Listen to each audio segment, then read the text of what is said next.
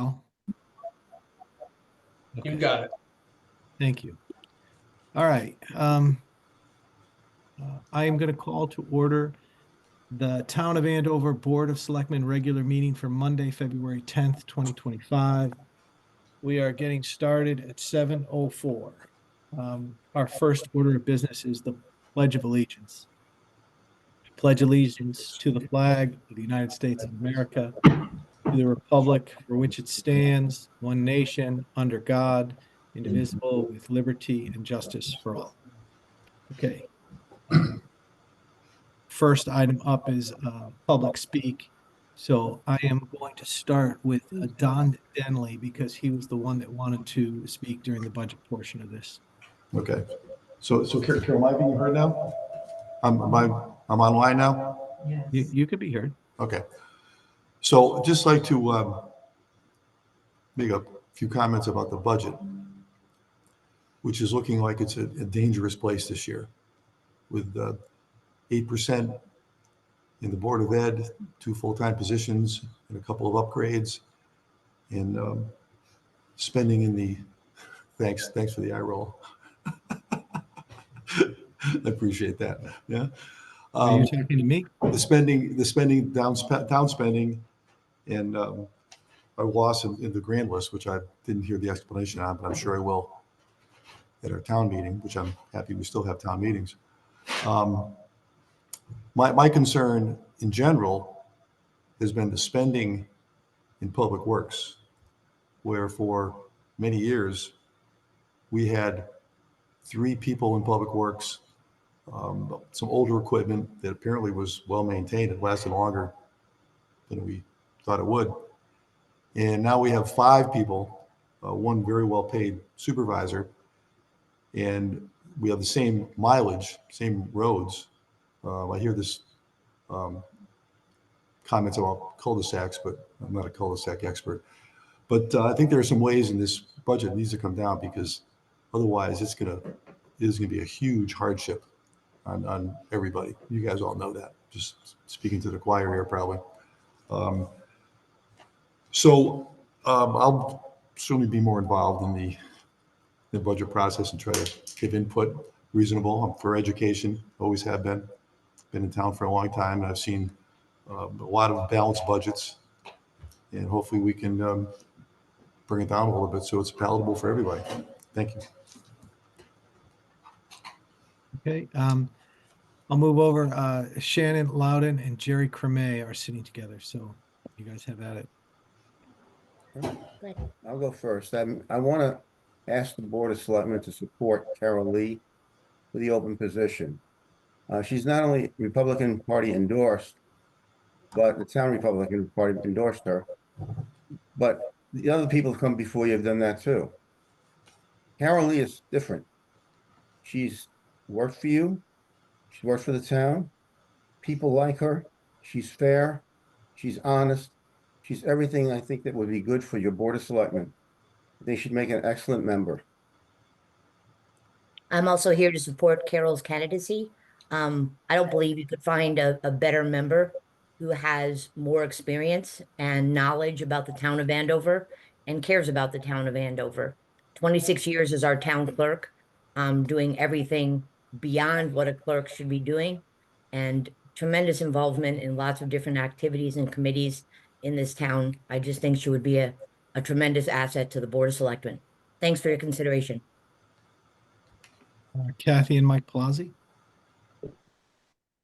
The only comment I have is representing the Republican Town Committee and mentioning that I did forward a letter to the Board of Selectmen endorsing Carol Lee, that they had supported her 100%. Thank you. Joanne Ebert. I'm all set right now. Thank you. All right. Liz Lokech. Hi, I'd also like to just endorse Carol Lee as well. She obviously has the experience and knows the town inside and out, and is fair, well known by everybody and well liked by everybody. I think you can't go wrong with her, and I I guess I'll just leave it there. You can't go wrong with her. She's my girl. All right, Danny Holsclaw. No comment. I submitted mine in writing to the members of the Board of Selectmen prior to this meeting. So, thank you. All right, Scott Soyet. I basically echoing what others have said. Carol has been such a great asset to this town. She would be fantastic on the selectmen. I have one other totally unrelated comment. Um, I happen to notice that the link to the charter on the town website is still out of date. It's still a 2022 version. So I don't know whose responsibility it is to put the new version up there, but I know it's out. So at some point, somebody can take that on. Okay. Carol Lee. I just would like to thank you, Jeff, and our town attorney for all of the nice comments that we made down here for January. Thank you. Marcy Minor. I don't have anything new to say, other than I just agree with I agree with everybody's saying about Carol Lee. I think she'd be a wonderful asset to the town. She knows just about everything there is to know about the town. She's fair, she's reasonable. Like you said, I just can't go wrong with her. She's very popular, so I think it would be unpopular to go against her. So anyway, that's it. Thank you guys for everything you do, and we appreciate it. Okay. Elaine Boucard. Hi, I'm just playing catch up. I was out of the country most of the month of January, and I'm shocked that Carol Lee is resigned. So, but definitely, I put in my hat for Carol. She makes the most sense on the Board of Selectmen, and even though she's not our town clerk anymore, I know she's going to stay involved in everything in the town that she has been involved in.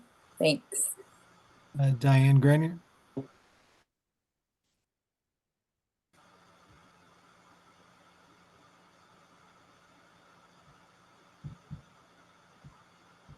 Okay, Diane, you're having trouble. I'll come back to you. Dave Gastanian. Hi, Jeff. The chief and I are here to address the question of the tax abatement for the fire department. If you have any questions.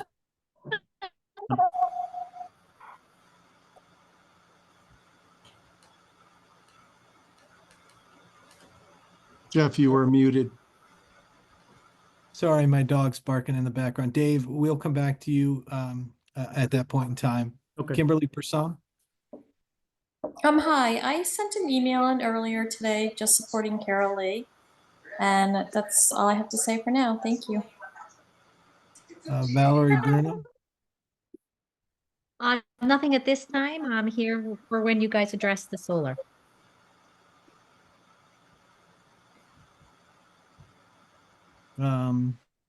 Stephen King. I'm here in support of the ARTC candidate Carol Lee, and I think it would be a shame if she receives any less than 100% unanimous support from the current board. Thank you. Absolutely. Ryan Linares. Hello, I'm here for this solar as well. Okay, understood.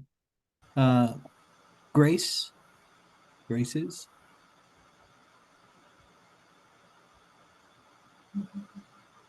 Okay, Diane Grenier, do you have your you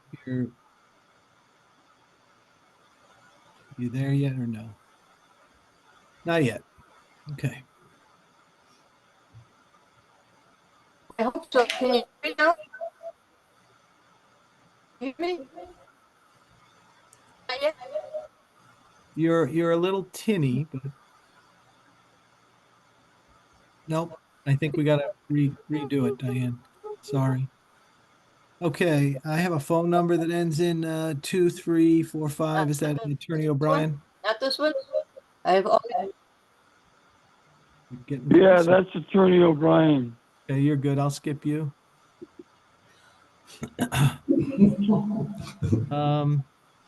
Leanne Hutchinson.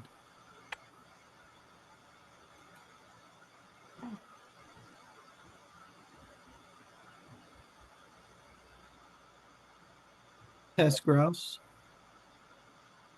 Nothing at this time. Caitlin McIntosh, I'm all set, thank you. Alicia. I'm all set, thank you. Okay. Did I get to everyone besides Diane Grenier? All right, Diane Grenier, one more last shot.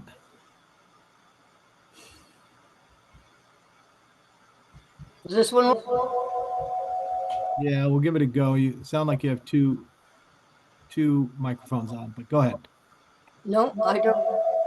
Oh, I don't know what that is. No, I don't have anything important to say.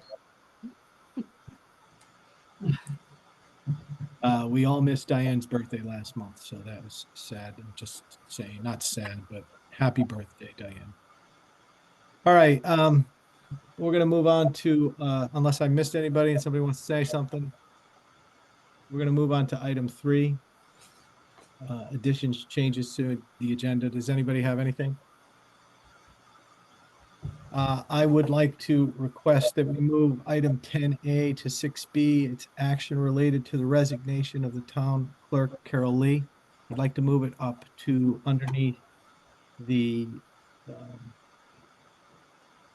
resignation of Walter Weir. I think it's appropriate that we talk about that before the appointment to the board. I just want to clarify a couple items. Somebody second that for me? I'll second that. Okay. I just want to verify, Jeff Murray, you and I have just this discussion on this. You and I have spoken about Carol Lee and having Carol Lee work for the town as in a position. I just want to clarify what our intentions are and make sure that the resignation has been processed. So that's why I'd like to move it for those purposes. So all those in favor? Aye. Okay. Anything else that we need to move? Okay, anything that we need to add? Okay. Don Denley, put yourself on mute most of the time. Oh, Yeah. put you on mute. Forget it. There you go. Unmute. No, now you're muted. Thank you. Okay. Let's go to item 4, board and commission presentations. Do we have anything tonight, Eric? We do not. We do not. Okay. Item 5, appointments. We don't have anything. Correct. Okay. Item 6, resignations. We received in our packet a resignation from Walter Weir. Walter has served on the board of zoning board of appeals for as long as I've lived in this town. And I know Walter ran into some hard times and had some illness, and sad that we will have to be replacing him on the board of zoning appeals. So if it was not for Walter, I would not have my house as it is currently done. And I know that is happy days for the people that live across the lake and have to look at my McMansion. So I appreciate Walter a lot. Okay, item 6B, action related to the resignation of the town clerk, Carol Lee. Carol, if you could, I just want to verify that I've had discussions with you over the last month related to this, and I just want to hear it because two things on my end. One, have you submitted your resignation to the Secretary of State's office? I have a form that was supposed to be submitted. I was going to have the assistant town clerk sign that, but it's all filled out. So it's filled out and not submitted. Correct. But just so you know, they are aware of the Secretary of State's office. Okay, but so we're all aware, just want it to be stated, you are resigning as the town clerk of the town of Andover. I am retiring because the pension plan just doesn't give me a chance. No, listen, you and I both are aware. I'm very aware of you would rather not resign the town clerk's position. And I respect that. And I've even told you I didn't want you to resign as the town clerk. I am asking, I have to ask this very specific question. Are you resigning as the town clerk? Yes. Okay, thank you. Because if not, it had an impact on the Board of Selectmen issue. Okay. So now, for the rest of us on the board,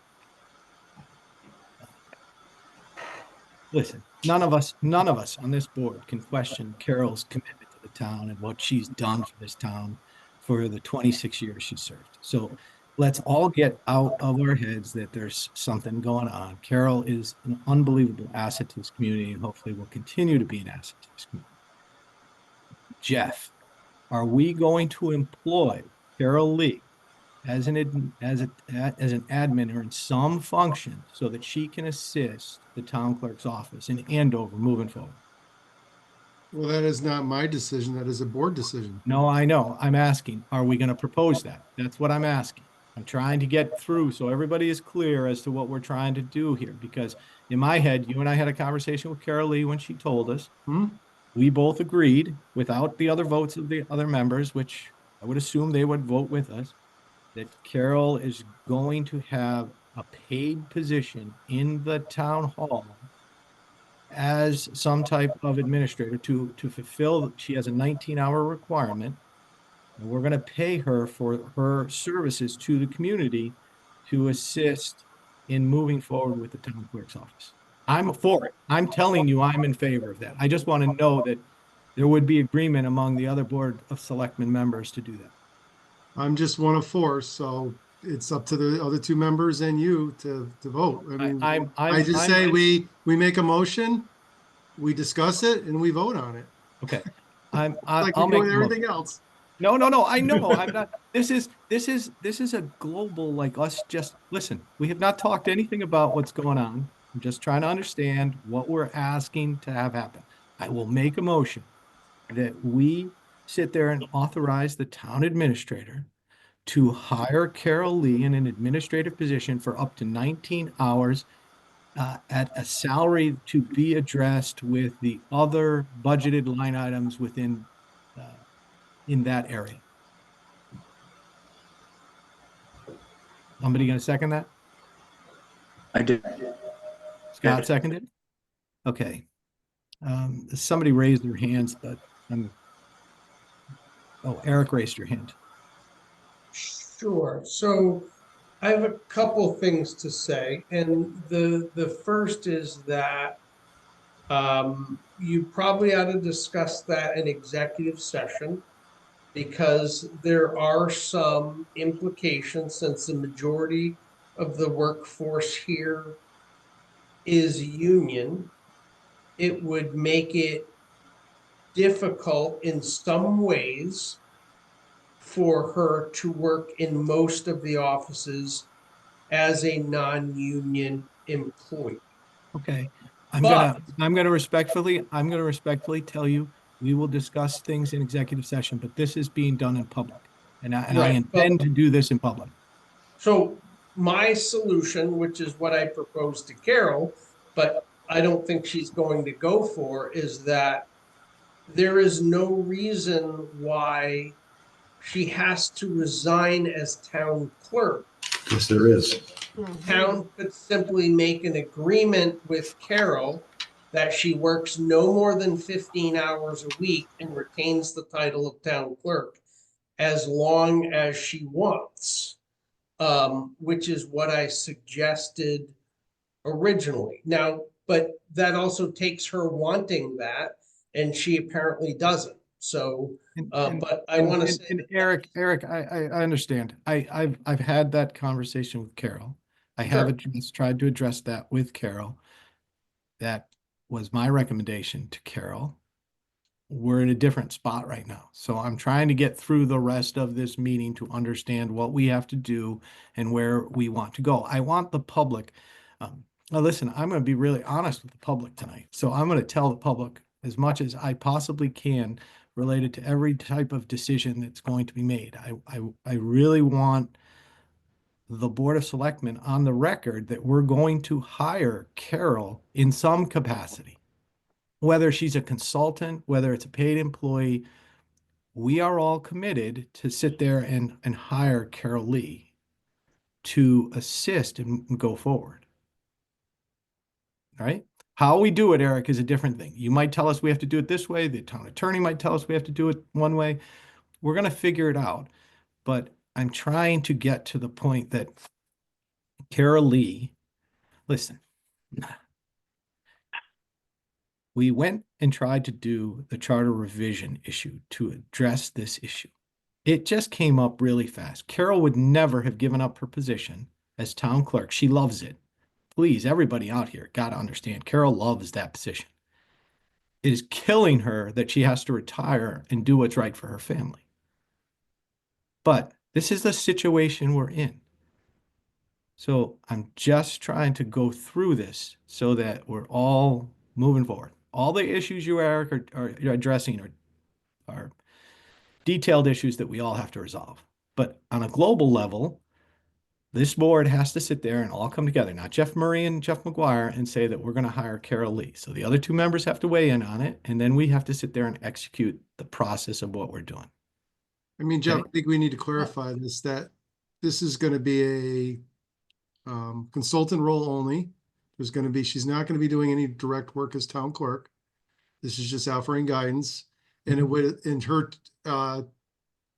employment would terminate once we had a permanent town clerk and an assistant town clerk. Okay. Understood. Because that way, that would help with the transition. Okay.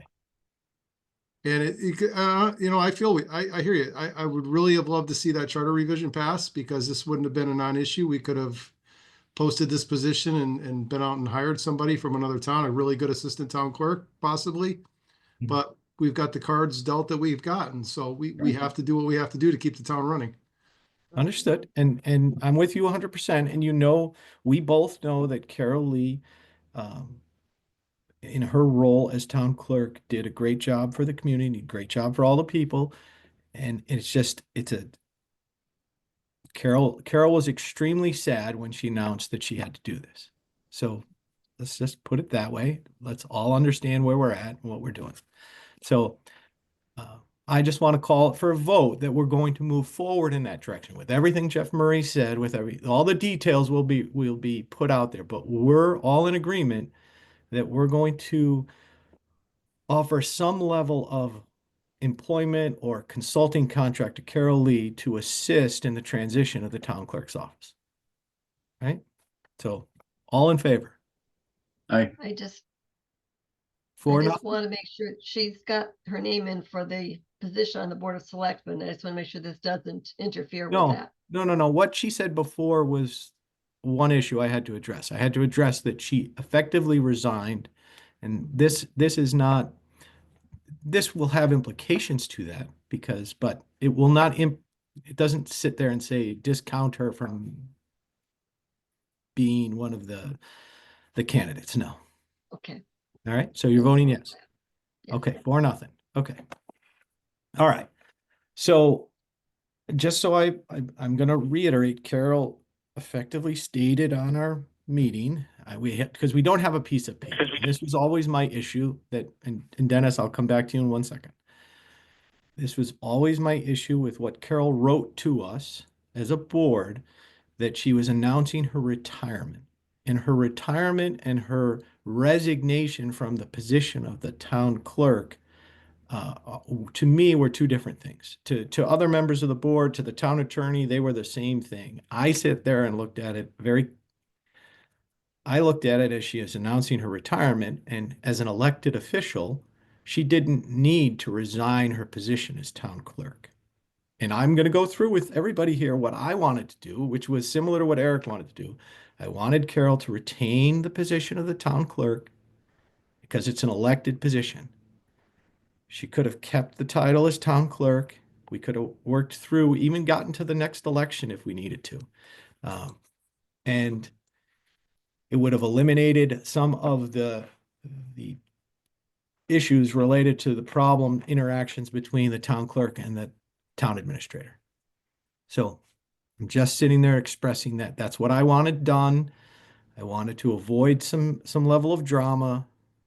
That's what I had hoped would happen. I understand from Carol's perspective, and it was Carol's choice, and I always told Carol it was her choice, but I had to get an understanding if she effectively resigned, because if she didn't resign, the two positions of Board of Selectmen member and town clerk are incompatible. And now Attorney O'Brien, I know, wants to speak toward that, so I'll let him go ahead and do that.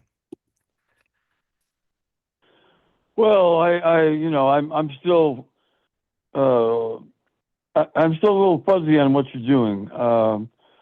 I don't, Carol has just said that she hasn't filed a resignation letter yet. I wanted to know if the assistant town clerk, is an assistant town clerk working in the town clerk's office now? Yes, Has that assistant town clerk been appointed yes, by you, Carol? yes,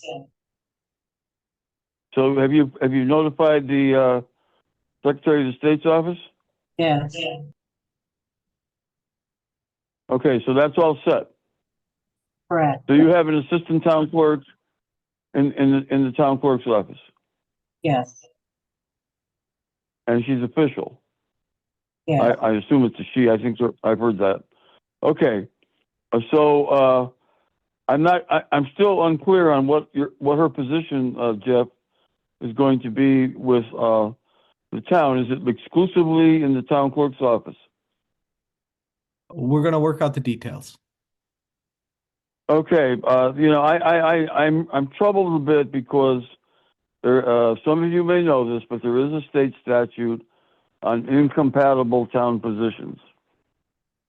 And the first one that's mentioned in the statute is town clerk and board of selectmen. And I'm not sure it applies to an assistant. I'm not sure it applies to the position that Carol will have if it's not just as a consultant. But it really leaves me up in the air as town attorney in determining whether that statute applies to Carol's situation, given that she is a candidate for the Board of Selectmen. I'm concerned about it. Okay, understood. And I don't know the answer. I don't know the answer because I don't know what you're doing with the position. And I'm a little bit we have a lot of foggy on issues. this because Attorney O'Brien, yes, there's a lot of issues. We have a lot of issues related to this. This is not a simple thing. This has not been a simple thing. We're trying to work through all the issues, but right now we have a resignation that Carol is verbally delivered to us. I realize it's not an effective resignation because she hasn't submitted it to the Secretary of State, which is problematic, but understood. We're gonna move forward with the rest of this. We as a board understand Carol is listen, Carol is the town clerk's office, has been the town clerk's office, and right now it still is the town clerk's office. She's working to train someone. It's okay. We're going to try to do the best that we possibly can related to that situation. Right? Now, the fact then is that all the paperwork hasn't been filed, and the fact that we haven't moved forward as quickly as we would have liked, that's an issue. There's no doubt. You can sit there and say whatever you want. There's issues. But we're going to overlook those issues to move forward and try to get to the next step of this. So does anybody on the board have any issues related to what we just did? Okay. So now I want to move on to item 7, appointment of new Board of Selectmen candidates. And I would like to go through and do the interviews. I had called each one of the candidates over the weekend. I expressed to them that they each have 3 to 5 minutes to speak. And then the Board of Selectmen members could ask questions, and then we would move to executive session and come back and vote on this. So I'm going to start with Carol Lee because you're 7A, Carol. If you'd like to make a statement to the board and to the residents in attendance, you're on the clock. Thank you. And as you said, I served over 26 years in the clerk's office. I served on 5 terms, 5-year terms on the ordinance review committee. I served on the safety committee for the town office from 2015 to 2024. I served on the 150th anniversary committee and 3 charter revision commissions. Don, please mute. Sorry about that. And I'm currently serving. Sorry, on the- Carol, one thing. Are you and Don in the same area? Yes. Okay, so he's got to turn off, he's got to mute on his machine as best he can. All right. Or if you're not on the same machine, so you got 2 different machines somewhere. But go ahead, right. Carol, and I apologize. I'm currently on the recreation and the memorial. I volunteered in several areas of town, senior lunch program, Friends of the Library, and the Veterans Monument Park Brick Walk project. I'm dedicated to our town, and I will be committed to searching and listening in terms of our residents. I believe that my background in public service will be insight to our town.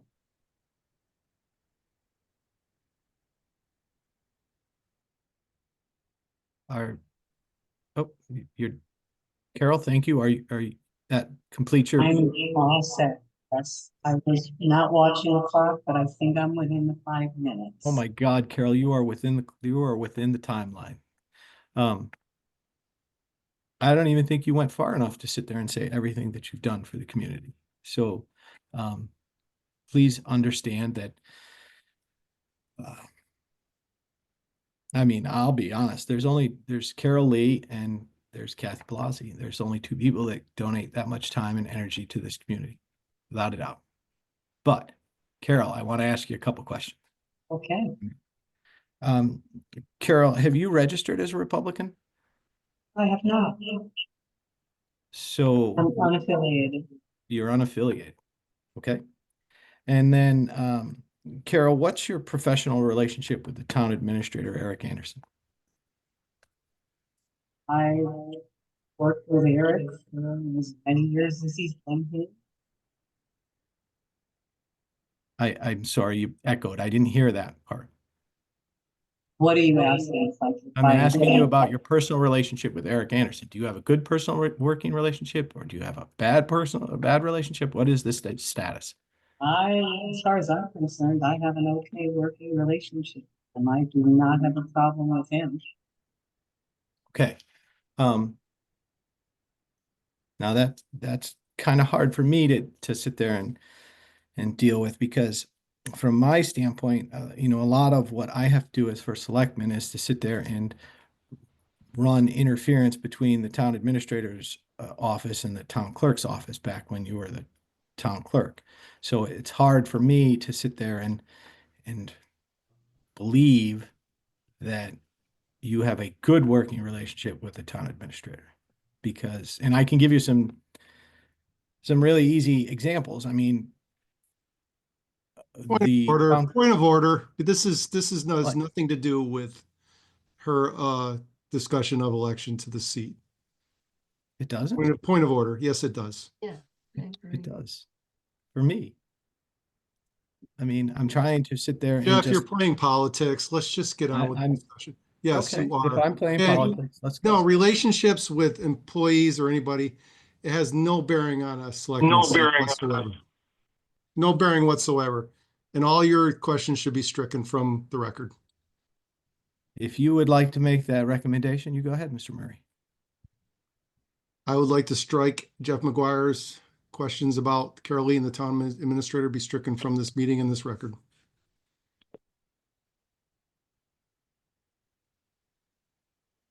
Anyone gonna second that? I'll second that. All right.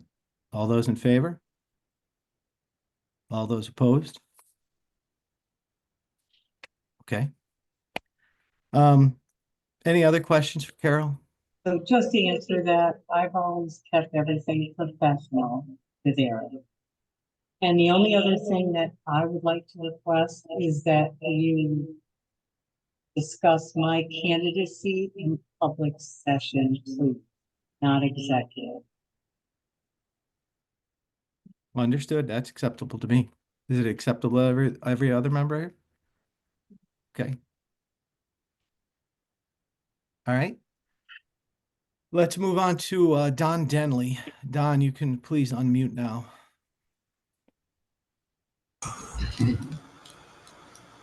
Okay.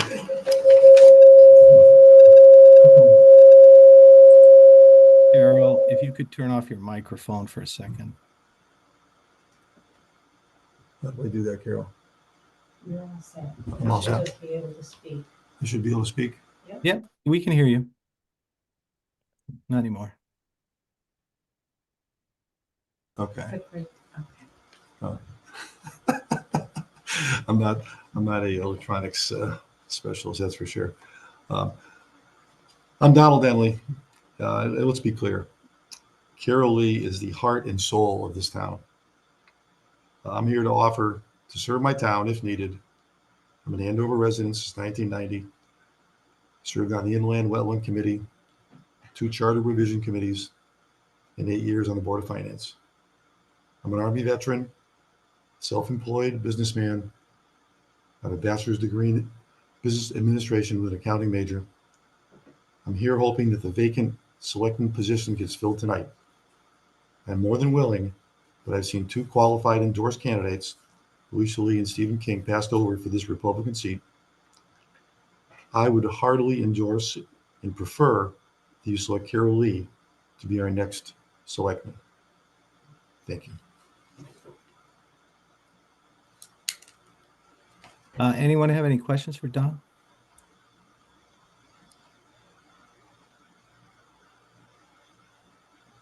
Okay. We could move to 7B, but I'm assuming we're not going to move to executive session. So we're going to have this discussion in public. Everybody good with that? Okay. Sure. Do we want to talk to the Danny Hills and see who's on the agenda? Danny is on the agenda, but Danny sent us a letter withdrawing his name from consideration and endorsing Carol Lee. Okay, as long as that's read in the record. Why don't we want to have an executive session, Jeff?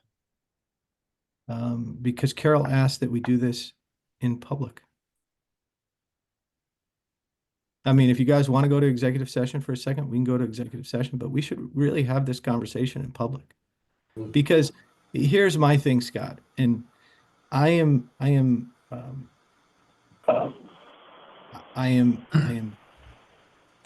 tried to not, everything I've ever done in the 6 years that I've been the first selectman is try not to have any drama. I've tried not to have any drama even with this.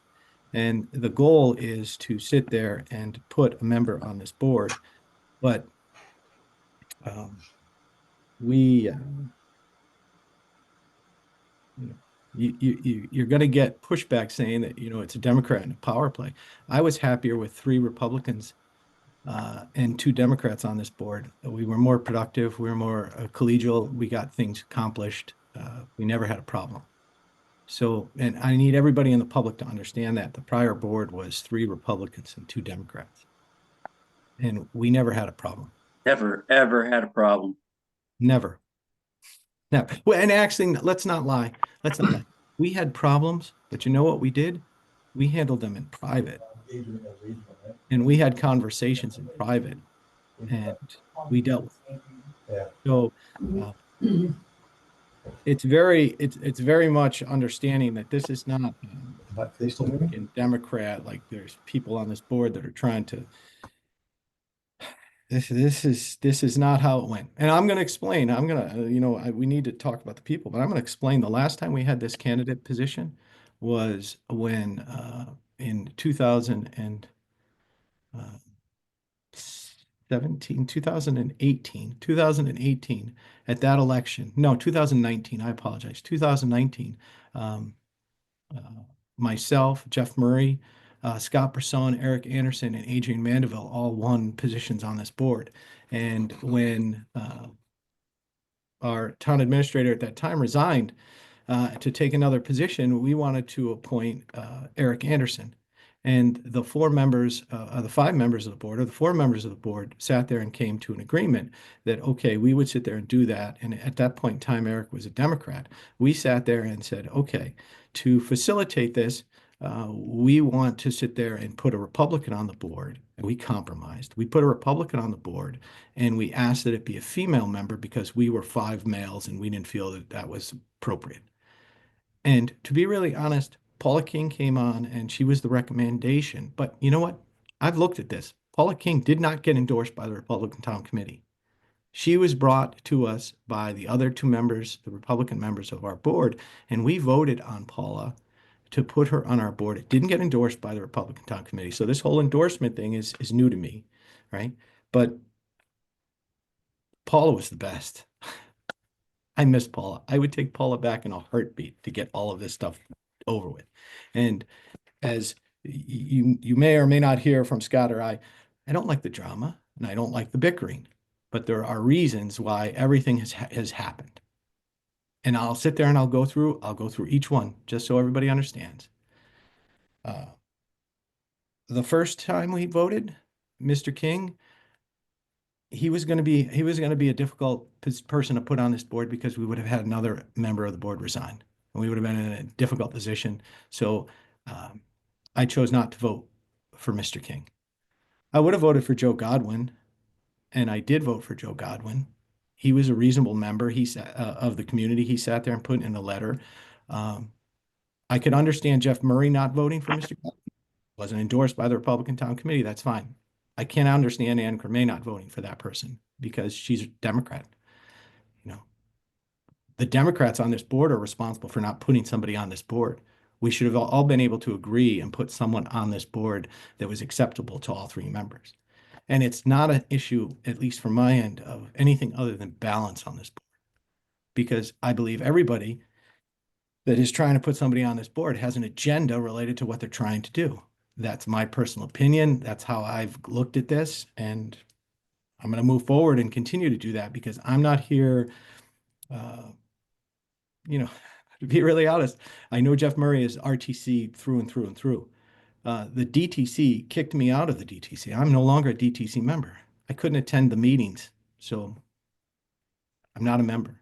I've been ostracized from the DTC. They didn't help me through any of the issues related to the campaign, nothing. They helped Ann Cremay get elected. They did. They did a good job with that. And it's causing us our own problems internally. It didn't help me at all either. Yeah. So I look at myself, I have a big A on my head. It's Andover, and it's only about Andover. So me too. We can keep moving on. So now we have to talk about Carol Lee, and I know where Jeff and Ann are going to come from, and I'm going to tell you Carol Lee where I am. Carol Lee knows that I'm extremely honest with Carol, and I tell her the truth, and I tell her what I believe to be the truth. And there's nobody better for this town than Carol Lee, but that doesn't mean that she's the best person for this board of selectmen. And the reason why I would tell you that is because as chairman of the board is what I consider myself. I'm not the chief executive officer. I'm the chairman of the board. I try to manage what goes on within the town. I try to tell the town administrator where he should focus his time and energy. And to be really honest, we don't have a lot of money.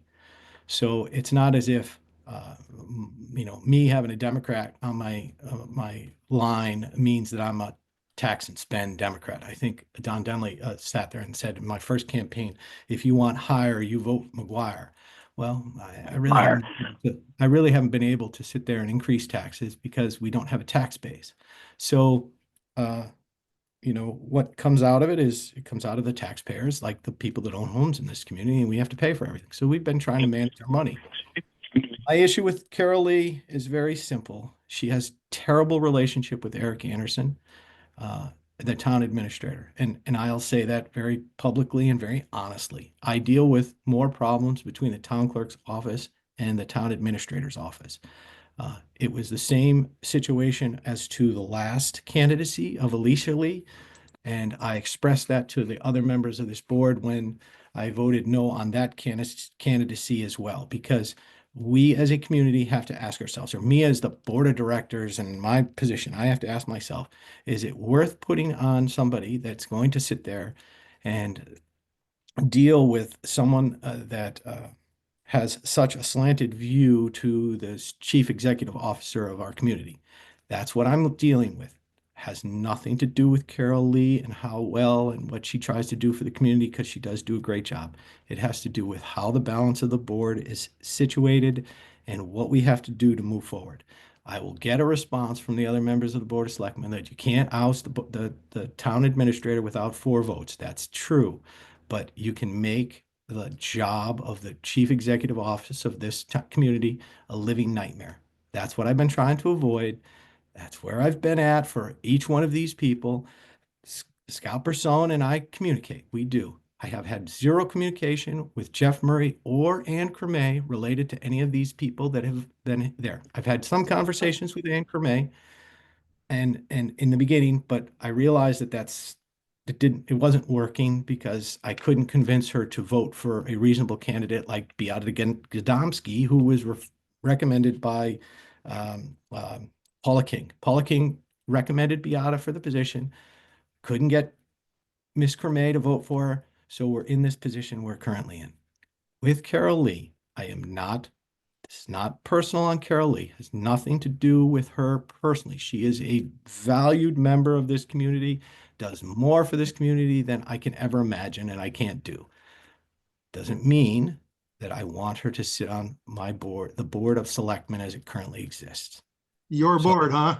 Your board? That's right. It is my board. No, it is not your board. Just like It it's is a your board board. of 5 people, Jeff. Correct. And you You need to get get to off your high vote. horse. I'm only one vote. I'm only one vote. Yep.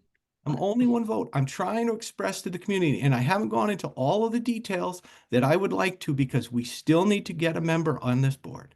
Well, do you know what? Do you know what the details are going to happen, Jeff? And this is what I'm going to tell you is going to happen right now. Go ahead. These people, all these people on this meeting right now want Carol Lee to be seated. Mhm. We're going to make sure that's going to happen. And if we have to petition for a special election to make that happen, it's going to happen.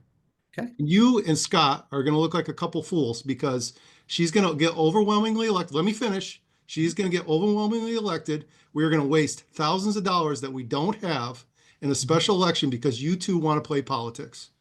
Enough is enough. Politics. Politics is a tricky word, Jeff, because when you Just say because you're protecting, let's get it out there, Jeff. You are protecting the position of Eric Anderson. I am. Yes, you are. And you're I know what I'm doing. And he has done a lot doing. of things in this past. And I'm going to wait. You want to air it out now? Let's air it out. Because he's done a lot of things that are questionable in the past. And we want to make him accountable. And you keep covering for him. Enough is enough. Okay, so let me ask you, Jeff. When we moved, so in October we voted on Stephen King and Joe Godwin, and we skipped the November session because Carol sent us a note stating that, and we're talking politics, right? Carol sent a note out stating that, hey, we don't have. We didn't post this in the paper, so let's post this in the paper and sit there and miss it. But when let's give everybody a chance to apply for it. We give it 30 days. That's what we usually give, 30 days for. Okay, but that's not what my point is. My point is that is your the Republican Town Committee had their meeting on the 28th of that month or the 27th of November. We decided that we would post that and move it on the 29th. You already knew who your candidate was. So to my point, you want to play politics. I took it as, hey, maybe that Carol and Jeff Murray didn't want anyone to know that Alicia Lee was going to potentially be the candidate for the board right before the election, and it might impact the outcome of the town clerk vote on the charter. I don't think it would have ever voted it, but you want to talk about sweeping it under the covers. That's what you did. So he that did. I'm just giving everybody a fair chance to apply for the position, whether Yeah, they're endorsed you or already knew who you were Well, picked. that was an picked them. endorsed You already candidate, but voted you can on them. still, you can, like Oh. what you said earlier, Jeff, you can vote for a non-endorsed candidate, which Paula King was. Paula King was, and you, in your own words. That's right. Yeah, But she you won't was. She was a accept that. You won't Yeah, but accept as a that. member, Ann won't Jeff, accept that. as a member, vice chair of the RTC, I have to honor the RTC. I and agree with you. vote for who they endorse. Yeah. Point blank. I agree with you. Point blank. I know. Listen, Jeff, you All want to right, sit all right, there. all right. You told me you didn't even go to the RTC meeting where Mr. King was endorsed because you knew the situation that No, we I were didn't, facing. Jeff. I was not in the state when that happened. Yeah. I wasn't. I didn't even know they were going to endorse anybody. To be honest with you, I had no clue whatsoever what was. Okay. Listen, we've had good candidates that we've had the opportunity to deal with. And I'm telling you where it's going to go. If you two continue down this path, this is where it's going to go, and we're going to waste a lot of money. I would love. Well, and listen, let's even go because we're doing this all in public. Jeff, it's really hard for me as a member of this board to sit there and give you a potential candidate and you to tell me that that person is too close to me and you couldn't work with them, you couldn't endorse them. That's unacceptable to me. Of course it is, Jeff, because you can influence anybody you want, and between you and Scott, you two can control the board with that third person. And I was not going to let that happen. Voted together. Let's get it out there. Let's get it out there. I am fighting to not let that happen. Can I have a comment too? But one last thing, Ann, and I'll let you go. Okay. Jeff Murray, what has been the biggest vote that you and I have taken that we haven't agreed on? I'll give you just only one I know is the bikes. This one right here. This one right here. This one's the worst, but this one's because you never talked to us. You never sat there and said, "Could we do this?" You Jeff, you don't want to listen. Jeff, you want to ram through whatever you want. And got you it. don't talk to anybody else, and that is your agenda. That's my agenda. It is too your agenda. You just admitted and to everybody in public that is your agenda. My agenda is to have balance on the board. So let's have. I'm all for a public vote. Let's just have a vote, and let's let the public. It's not what's in the charter, but we can petition for a special election. We can petition. And go ahead. A couple of things. One is that wouldn't say that we would necessarily have bickering. I think we would have a difference of opinions. I think it's a lot better to have difference of opinions that we can civilly discuss instead of having sheep that follow along, which is the feeling I get if you have all 5 people always agreeing on something. So I think a difference of opinion is healthy and we should allow somebody else in. And I'm thinking that as far as Carol is concerned, I think it'd be better for the relationships to have Carol on the Board of Selectmen than to have her in the town clerk's office. In the town clerk's office, she was always just down the hall from Eric, and there's a lot of chance to have the interactions. With her on the Board of Selectmen, you're going to have less problems than you've had. That's my opinion. Thank you.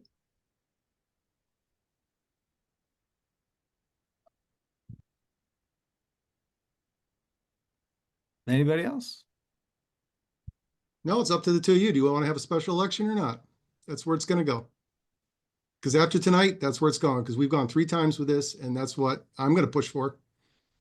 Because I've had enough. I've had enough of you guys playing politics. It's time to move on.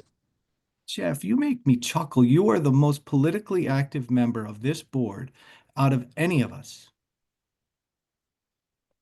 It's the truth. Look, Jeff, you're the one that came out tonight attacking Carol. I did not attack. Yes, you did. You attacked Carol. You said she cannot get along with Eric. I am expressing to the community my biggest concern about this situation. Well, I'm telling you where I'm at, and let's go. We'll just vote, and then we'll move on because we're done talking about this apparently. So you guys made your bed. You guys can sleep in it. We'll just move ahead.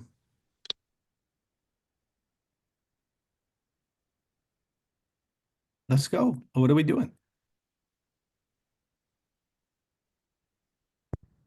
We're going to have a vote. I'd like to nominate Don Denley for Board of Selectmen position.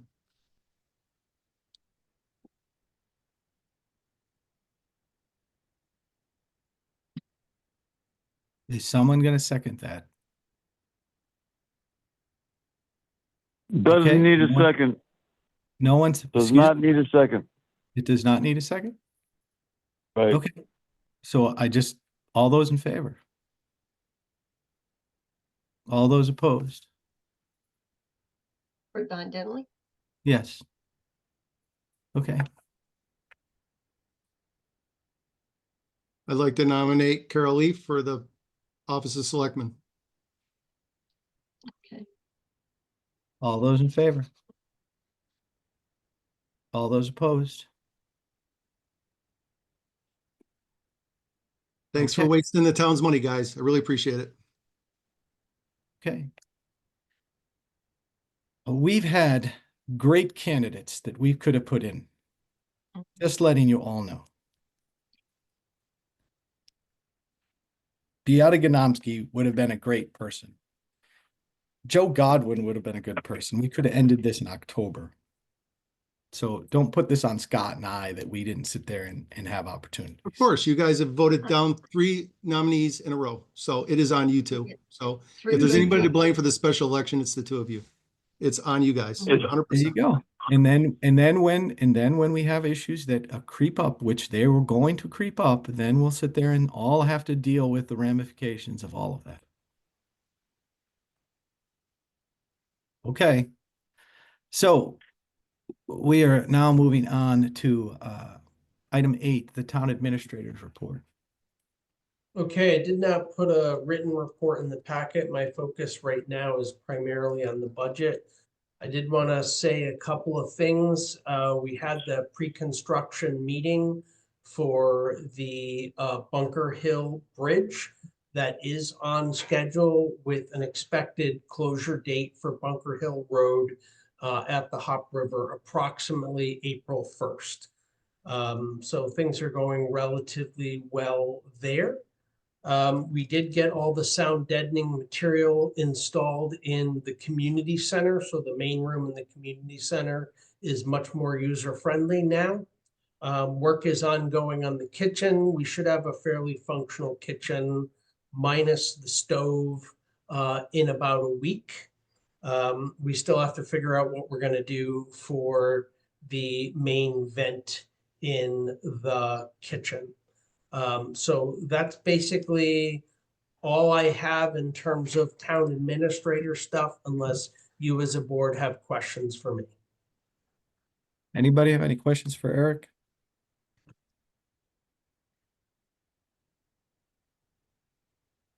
Okay. Item 9A, a community center signage discussion. That one's still on me. I have to sit there and deal with Elaine now that she's back in the country and deal with the gentleman that did the signage on Route 6. So we'll put that off till next meeting as well. 9B, discussion of blight and level of involvement. We have the list there. Does anyone have any questions related to any of those items on the list? Scott, do you have any issues? No, nothing's And changed. And just one item real quick on that. Technically, I believe at this Board of Selectmen meeting, they will be appointing the new zoning enforcement officer who will then become the blight officer. So we should, as of next month, have a new blight enforcement officer also. You mean the next planning and zoning meeting? Correct. Sorry. What did I say? Board of Selectmen. Oh, I said by the next Board of Selectmen meeting, we'll have a new blight enforcement officer / CEO. Okay, 9C, solar at AES. We all received a significant amount of information from the board chair, the BOE board chair for AES. Anyone want to sit there and say anything about the solar project here? I know I'm waiting for the Board of Education meeting on Wednesday, but anybody have any issues they want to bring in public about the documents that we received? I think they should be reviewed.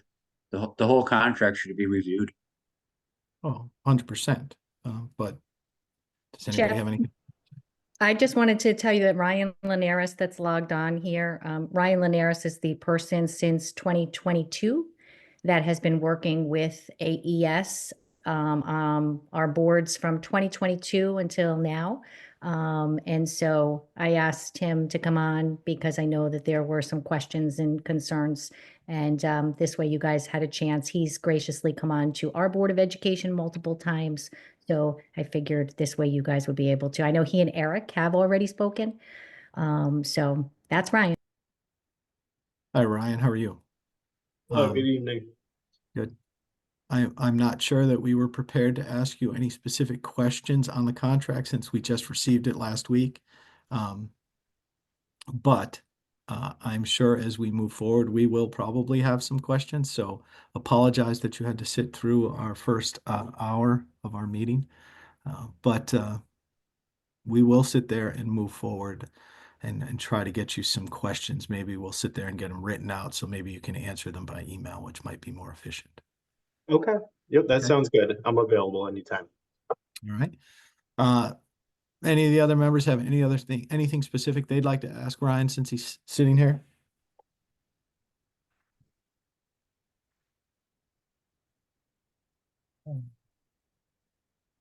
Anybody? Okay. Ryan, thank you very much. Thank you. Appreciate it. Yep. 9D, the fire department request for self-contained breathing apparatuses, this SCBA. Those were approved by CIP and are included in the budget. They are included in the capital budget that I gave you. Correct. With a breakdown of how that would relate to the capital budget. And I think you have the fire chief on the call if you have any specific questions regarding SCBA, because he can answer those far better than I can. You said the chief was on the phone? Yeah, I think he and Dave Gastanian are both on the same line. So Dave or Mike, I mean, either one of you guys, just give us a little outline, just so the public understands what the request is for and why. So if you wouldn't mind. Fire Commission put in a request for 20 self-contained breathing apparatus units. The current ones we have now, I can't even tell you, Jeff. I'd have to say they're well over 20 years old, that I know. And the problem with them that we have now is every time one of those air packs goes out for any kind of repair, it's almost $1,000 bill for a repair. So we're at that point now where we're spending, on a yearly basis, we're probably spending as much to repair packs as it would to buy a new one each year. The problem with buying them at separate times is the fact that the technology changes over the years, just like everything else. The last time we bought the 16 packs we have now was done through a federal grant, and they were all bought at one time. So all the technology on them is all the same. So at 2 o'clock in the morning, when we're trying to put on a pack in the dark, like the back of your hand, because they're all the same versus having a pack from 2 years ago versus a pack that was made today. Okay. And the request is for 40 of them. Isn't that accurate, or 20 of them? I believe, and I don't have the fire commission stuff in front of me. I believe they put in for 20. It was 42 bottles, but I'm not sure if because you have 2 bottles to a pack. The NFPA requires one spare bottle per pack. But I'm not sure if that went through CIP or if just the packs did, because I know that the bottles that we have right now, the bottles have a shelf life of 10 years on static testing. And right now we are like 30 of our 45 bottles that we have now are pretty good for probably close to another 10 years, between 8 to 10 years time. So we can take those bottles and use them with the new packs. And what we've been doing is replacing 4 or 5 bottles a year to keep current with what we have. So I believe the request was just for the air packs. Okay. Yeah, All right. the official request was for 20 SCBA tanks, and then 40 harnesses. 40 was what they requested. Okay. All right. I know that's been approved by CIP, and I knew it was in the budget that we saw. So 9E, fire department request and CIP approval for the cabinet and countertop replacement in the fire department. I believe that that is being taken out of the current year budget in the $20,000 range, Eric. Yeah, that's correct. Pending three bids from the Board of Fire Commissioners or the fire chief, that will presumably be taken out of the building maintenance fund. Money's currently in the building maintenance fund. Okay, and we have not approved that because we did not vote on that at the prior meeting. Correct. We said we would do it, but we wanted the quotes and we wanted to understand the final dollars. Correct. And I left that on because I don't have that for you yet. Okay. 9F, a fire department request for the tax abatement. We have the request. There is a document in this package. The town attorney also sent us an updated document that we should share with the fire commission so that they're aware of the wording changes, no structural changes, but then we should sit there and review that. And because we're not going to really vote on the town meeting for this issue, we actually have a little bit of time on this. We may have to come back on the town meeting after the Board of Education meeting. So I'm just letting you know. So on this one, unless we want to review it, unless somebody wants to review the tax abatement document that's in here or the tax abatement document that the attorney has sent us. If you want me to explain what I've done with it, I will. I can do that really briefly. Sure, go ahead. Well, I won't go over it line by line, but I mean, I think they did a wonderful job with it. But I just changed. I made some cosmetic changes. That I thought were some were I thought necessary, especially near the beginning, the title, whatnot. But some of it I just put it in language that I thought was more appropriate for an ordinance and cosmetically appropriate. And I didn't change very much of it. I thought the essence of it, the details, the substantive requirements, and I researched this in the statute, was all absolutely correct. And it's just a minor cosmetic review and change of it, and that's all I can say. Okay. For the community's understanding, the tax abatement level went from 1,000 to potentially 2,000. The $2,000 tax abatement is based upon number of years that fire department built up to that, and it's a retention issue to try to get people to be engaged in the volunteer fire department. All right, anything else related to the 9F? Okay, let's move on to 10B, senior transportation repairs to the Dodge Caravan. Sure. So I put some information in the packet. But basically, currently, there's two issues wrong with the Dodge Caravan. So that everybody knows, the Dodge Caravan is a handicapped accessible 8-passenger vehicle that is used for senior transportation. So there's two things. There's been some damage to the side skirts to the vehicle, which have had two causes. The first is rust and the second is impact that need to be replaced. And the second thing is the transmission itself is failing. We did manage to get the vehicle to Public Works, but it's not drivable as it is without a rebuilding the transmission. So currently, those two items would considerably overexpend the senior transportation maintenance line item. So I'm bringing it back to the board for suggestions as to what we're going to do with that vehicle. My suggestion is, given the cost of a replacement, that we're probably going to have to go ahead with this because we can't afford right now to be short one vehicle if we're still going to provide transportation service to the school and be able to handle the other calls that we have. So do you have any questions for me on that? What year is it, Eric? It's a 2014, so it's 11 years old at this point.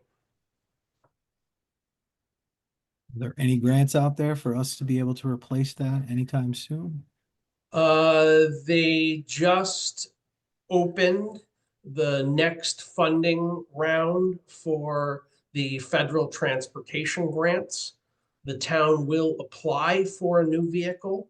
And will also, so we will apply for the traditional and the non-traditional funding through that program with the state. However, best case scenario, if we apply now and the application is due in April, we wouldn't have another vehicle for another calendar year. So it's going to be best case scenario, even if we get the grant on the first time around, it's going to be another year before that vehicle gets replaced. How much is the transmission? 9,000. So we ended up getting 3 bids. The initial bid was $9,000. We finally got a signed bid from Terry Transmission for about 4,800, and another one from Mike Smith's Transmission in Danielson that was 4,500. Both for full rebuilds. So where are you going to take the money? So my suggestion at this point is that we take the money from contingency, because we haven't tapped contingency for anything. And there's certainly nowhere else within the senior transportation budget that we can take that level of expenditure. So it's going to have to come from outside the senior transportation budget. Okay. So do you need us to vote on this so that you can do it? Is that what you're asking us to do? Yes, I'm voting. I would ask that you vote to authorize both of those expenditures, the replacement of the side skirt body panels and the replacement of the transmission. Now, you talked about getting 3 transmission quotes. Did you get multiple body quotes? We attempted to. We brought it to multiple body shops, but because the side skirt panels are part of the mobility package that they build in with the ramps, we tried the local Olanders and we tried one other place, and neither of them will quote that because they can't get the Mobility Works is the only company that can get the actual body piece to go in there. So that looks like that's our only shot if we're going to replace that. Where's that shop? I think Mobility Works is in East Hartford.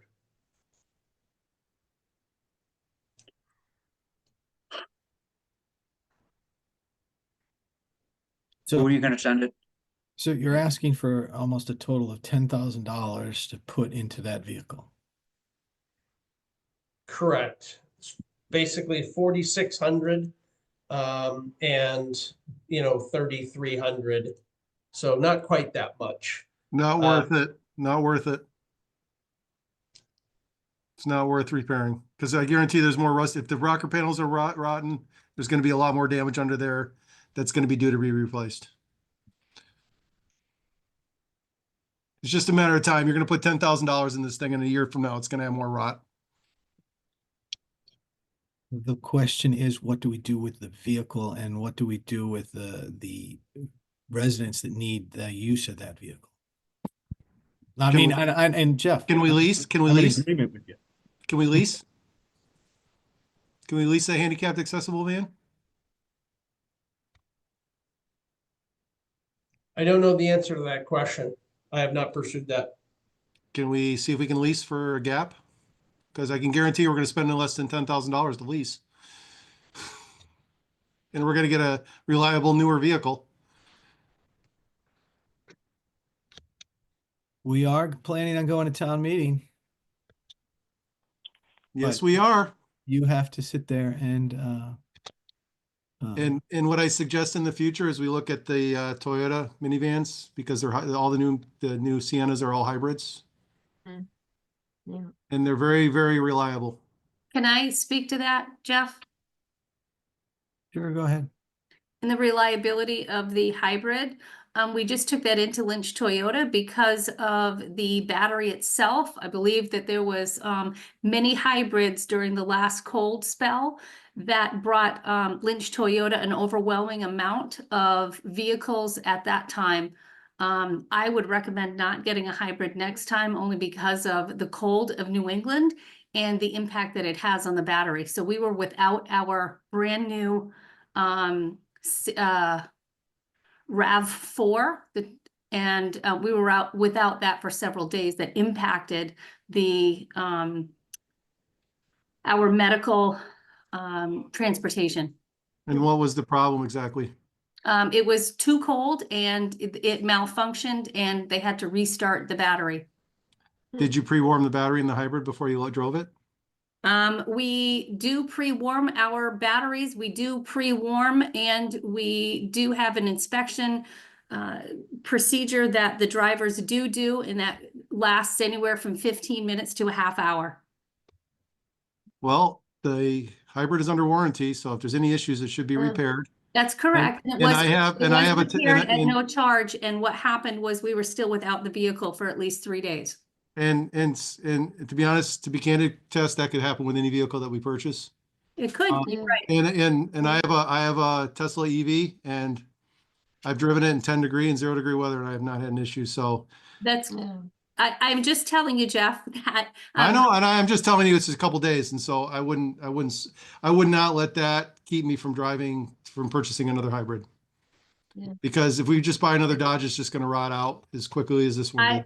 And I agree with you there, but at the same time, we have medical clients that are expecting to get to their appointments, and I would rather not take the 3 days and try to rearrange that. So if you have a solution, I am more than happy to hear it, Jeff. But otherwise, Well, all right. So next time that happens again with the dealer, I would have requested a loaner. Yep. That would have been easy. They have loaners there. They would have easily given you a loaner if you would have explained the situation. They knew the situation, Jeff. I was very capable to explain the situation. Maybe that's why we need that garage to get built soon, because we didn't have any problem with our hybrid Sienna because we had the garage overnight. We could drive it in the cold weather just fine. Well, I can tell you by experience that Lynch Toyota was overwhelmed with the amount of hybrid vehicles that were in their office or in their shop at that time. Yeah. And they were, and this is a 2024. Yeah, that's what I have too. All good information to sit there and deal with. Absolutely. Valerie Bruno has her hand raised, so I'm assuming she's going to add to this conversation. I just wanted to say, since that vehicle is also like a vehicle that the school does work with the town, you know, we rent it from you guys. Once this Board of Selectmen makes a decision, could you potentially have a conversation with us? Because since it's utilized, the town could benefit from putting it through as our excess cost because it's utilized a portion of it for special education. And so, you know, with excess costs, the town does, after it hits 4.5 times the amount of per pupil spending, they can apply for a little bit of a rebate with that. So whatever you guys decide, in the end, if you could have a conversation with us, maybe perhaps whatever it is you guys are doing with that vehicle, since we are a part of utilizing it and it gets put on our materials for in-kind, perhaps because we do use it for special education purposes, there might be some benefit to the town. Understood. All right, thank you. So why I really don't want to spend that money, Jeff, on that vehicle. I do think we probably need to sit there and look at doing it. So Eric, how quickly can you sit there and see about a potential? I mean, I sit there and I look at that. That's a specialty vehicle. It has a specialty lift. You're not going to get a cheap lease on that, really. But you've got to give it a go to so we minimize our expenditure. So, can you find out if there are any possible leases for a specialty vehicle like that? And then we as a board probably need to get together sooner than later on that to make a decision as to what we're going to do on that vehicle. Emails. That's fine. Okay, I'll try to get you the lease information. Okay. I'll talk to Mobility Works tomorrow. Yeah, see what they say. I mean, I'm assuming Mobility Works would be the one that would give you the lease or at least know where to go. I do know, Yeah. Jeff, excuse me, Jeff. Yeah. I do know that when I did call Mobility Works, that a used van to replace the one we have is upwards of $55,000. A new one, and those are rare to find, he said. Excuse me, $45,000. A new one would cost $65,000.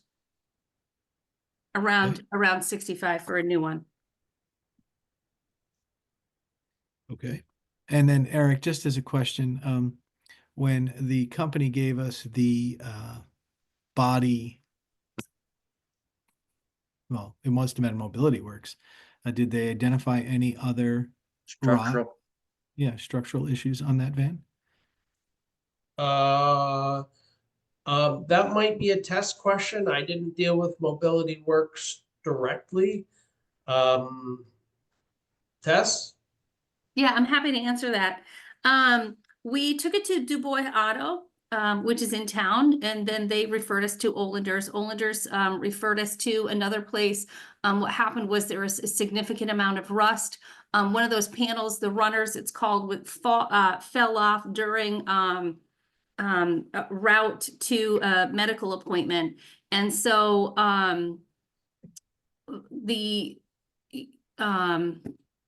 bear with me here.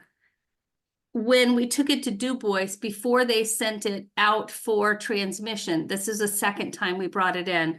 The second time, they did say that there was a heating assembly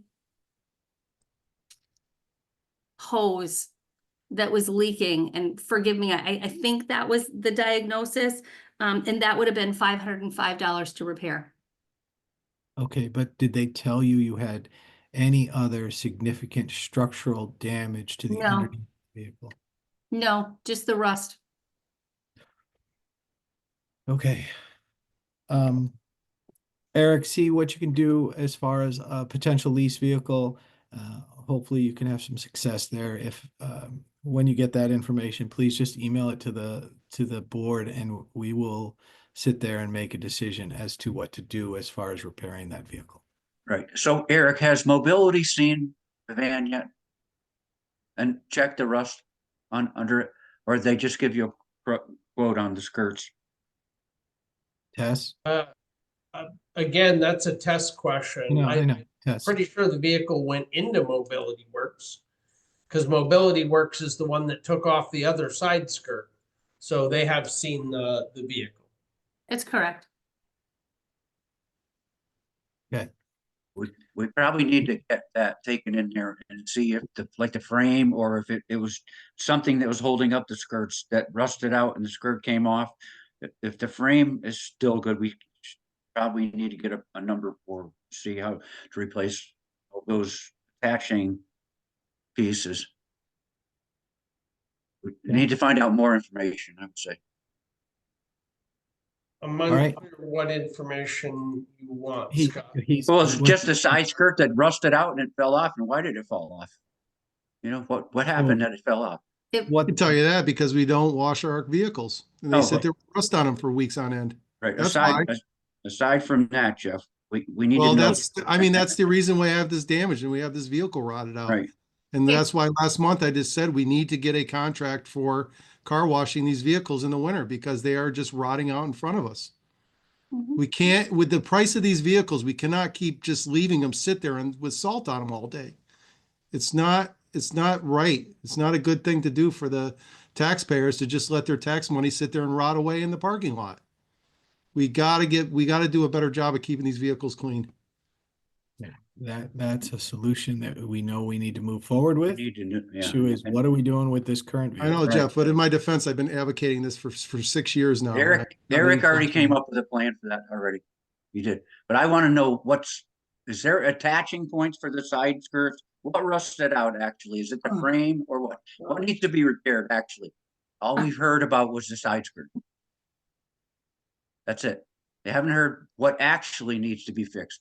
Side skirts didn't rust off. They fell off on the highway, it sounds. No, I can, they fell off because it was rusted and they couldn't hold on. There was nothing to attach to. That's why they fell off. Okay, so to Jeff Murray's issue, please find out if there's more damage underneath that we're gonna come back in another year and ask for more money. Yeah. Because once it, I mean, to be honest with you, once it gets to this point, you can't weld to rust. You're gonna have to cut it back so far, it's gonna be irreparable. Yeah, Jeff Murray, I do agree with you there. I do agree that this vehicle is a 2014. It's probably seen better days, obviously. It is not in the prime of its life anymore, but it does serve a purpose for our for the citizens of Andover. Being here 4 months, we utilize that vehicle daily, and it is a huge benefit to the town of Andover residents or seniors. And so, yeah, we're just sort of stuck where, do we pay the $8,000 to repair it so that we can take our seniors to their appointments, or do we go without? And so going without also means medical appointments, but it also means different things that we use that vehicle for as well. We gotta find a solution for it. I can't see putting money in this vehicle anymore if it's that rotten. And I said, there's gonna be more things that you can't see. Once those rockers rot, there's gonna be more damage underneath it. It's So, gonna come to light. so how about this for starters? It's sitting at Public Works now. I'll have Zach take a look at it and give me his best evaluation about what's wrong with the vehicle currently structurally, and what he thinks is reasonable, for repair, and start with that. Right. What needs to be repaired? Exactly. That's what I I would mean- like to see done. Now, we know, I mean, I know because I own an identical vehicle to that, same year, same make, same model, that those vehicles all have transmission problems. So if you told me that it needs a new transmission, I would say, yeah, kind of most of them do by that point. I've been waiting for a year or two for mine. Although it's gotten a lot clunkier, it hasn't really, it still runs, so I've ignored it on my own vehicle. But that I'm not surprised at. The rust thing, that's a valid point. Mm-hmm. Okay. Please do that, Eric, and get us an answer on that, and then also try to find out if Mobility Works or someone else has some type of lease program that we can sit there and replace that vehicle with quickly. And if we can't get one quickly, can we please get some price? I know Tessa's got some pricing, but let's get some pricing on a Toyota and a Dodge and just evaluate the price. Because if we have to go that route and go public meeting, sounds like it's enough of a important vehicle that we should probably move ahead and try to replace it. Excellent. Thank you, Jeff. Okay. Item 10C, set a meeting date for these 5 items. I'm still waiting for feedback from the AES Board of Education. So at this point in time, I don't think we're ready to set a meeting date related to these items. We did receive the fire department tax abatement, the fire department engine financing. So that's in our packet. Can you explain that to us, Eric? Sure. So, as you know, the town agreed 2 years ago now to purchase a new fire department squad vehicle for the fire department. And it replaces 2 vehicles. It replaced the old heavy rescue vehicle, and it also replaced one of the engine tankers. The newer thing that departments are going to is basically multitasking. So this one vehicle takes the place of two previous vehicles. So it takes a long time to get them built. We've been waiting for almost 2 years. It's looking like sometime in the May, June timeframe, it will be built. And now it's time, we do have to go to public meeting because even though we've approved the purchase, we've never approved finance details for that vehicle.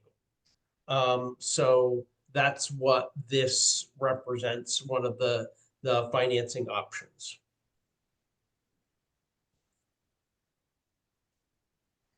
Have we been saving for this? Yep. Okay, so that's good. How much money is in it? So that's, I'll tell you in 2 seconds.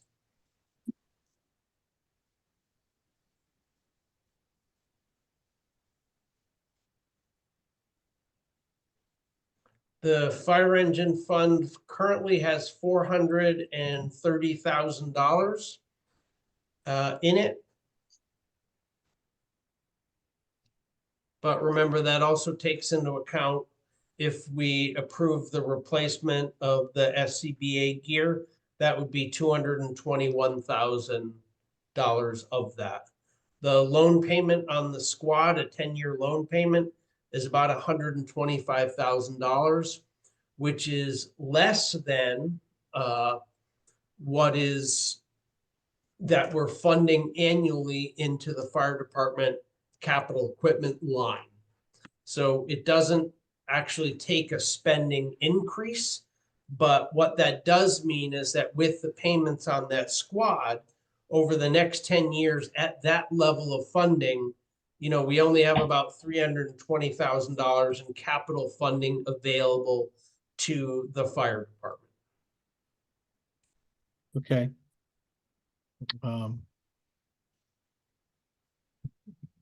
So for everybody out there, we've been funding at $137,000 or $125,000 a year.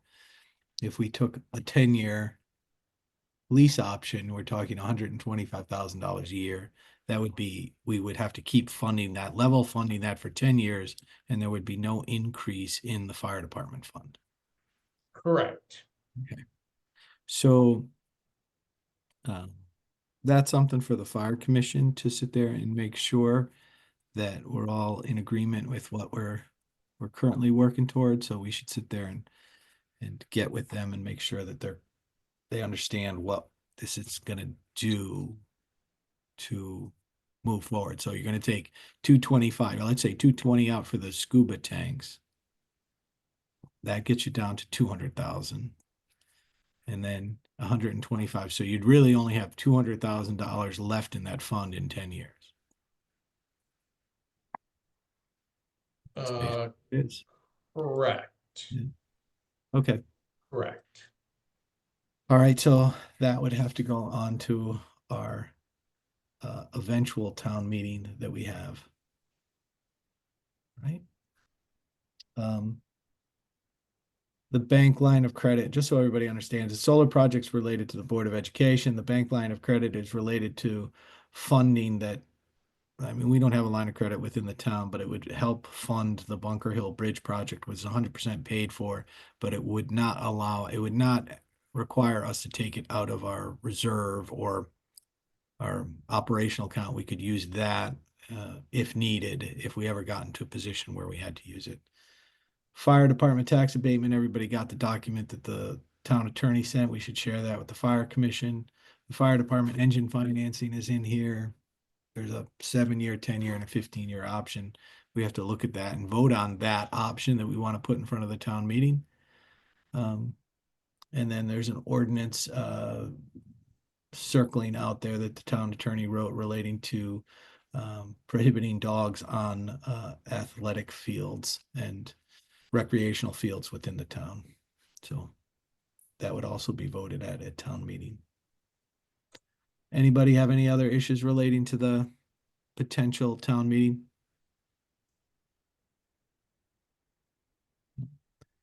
So we're Okay. not gonna schedule at this point, No. and you're gonna try to do a special meeting to schedule, or what is your? We might do it at a special meeting. What was the reason why we have to have a special meeting anyway? We were talking about it before. Um,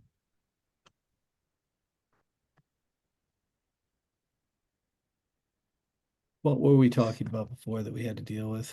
I mean, we're gonna have to deal with the repairs on the Dodge Caravan, which was the other thing. So if we have to have a special meeting on Dodge Caravan, we'll sit there and also put that there. But I want I want the Andover Board of Education to weigh in on this before we do what we need to do.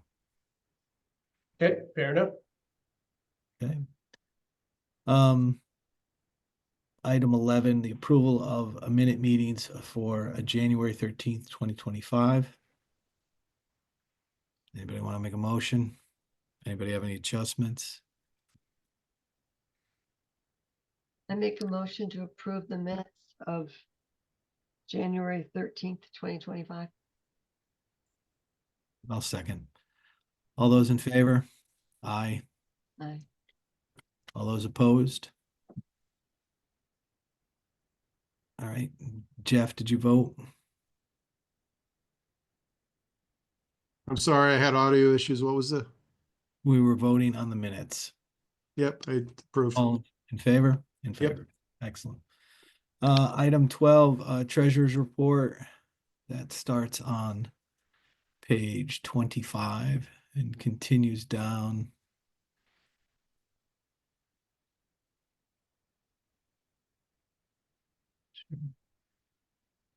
Continues down till page 38. Anybody have any questions or issues related to the finance report?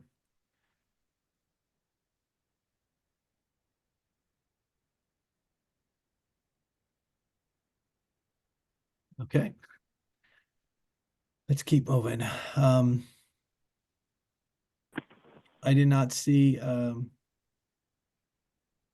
was there a town aid road in there? A summary, Eric? I missed that one. I didn't see that one. I don't think that made it. I don't think that made no. it. There were no Correct. appropriations transfer. There was an over expenditure report we don't have, and the summary of the audit status, nothing. Tax collector's report. Actually, what is, there was a request, I'm sorry.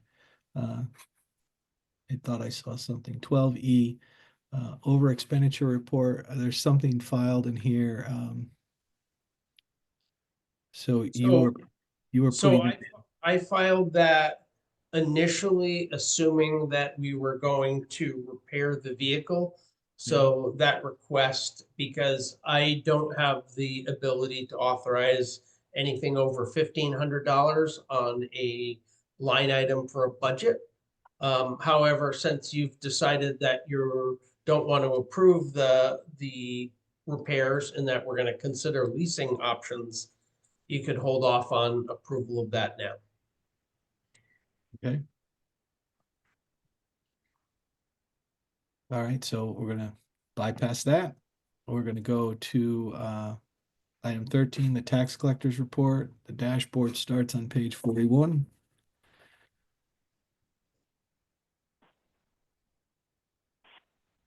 So we've collected, we have a total tax base, according to the dashboard, $10,138,550. We've collected $7,727,174. Still have $2.4 million left to collect in the final quarter of the year. So we actually have two payments related to this. We have, is that accurate, Eric? Or just one payment left? We have one payment left in March. Yeah, one payment left. Got it. Okay.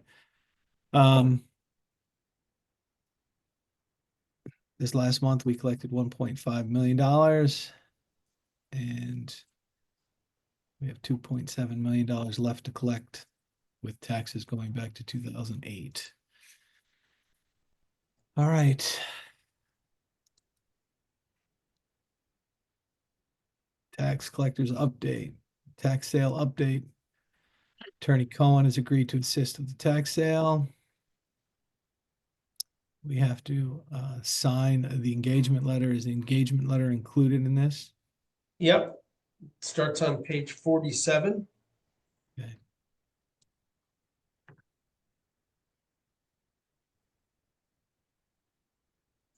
Okay, does anyone have any issues related with starting the tax sale process with Attorney Cohen from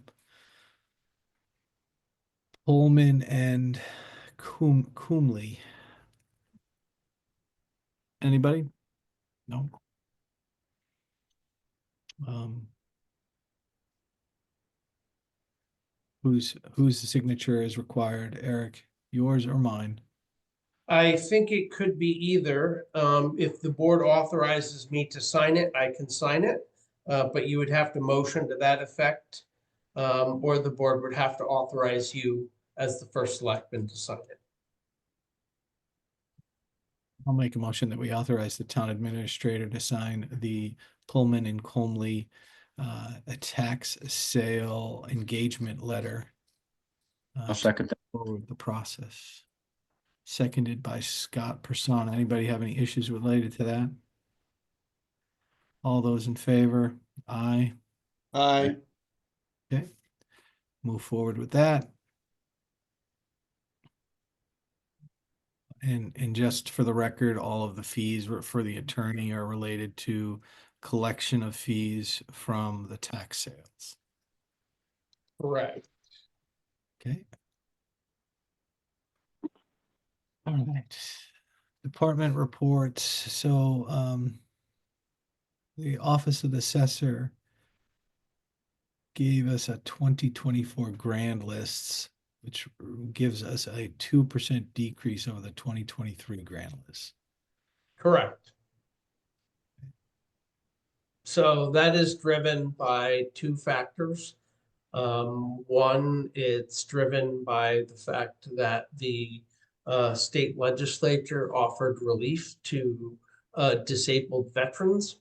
So a fair bit of the real property, although we did have a slight increase absent that in real property, when you add that in, that was a slight decrease in real property. And the second and bigger contributing factor is that motor vehicles no longer get assessed based on any NADA values. They get assessed by taking the MSRP of the vehicle as it was purchased, and basically devaluing that by the age of the vehicle. So, and there's a set formula for that. So those changes both negatively impacted the grand list in the town of Andover. That's kind of a universal, almost all towns' grand lists are decreasing this year because of the state regulatory changes. Okay. All right, we have all the department reports in item 14. The assessor's office, the adjustments, $4,000 generated from the building department, public works report. And anybody have any questions, feel free to ask as I move through them.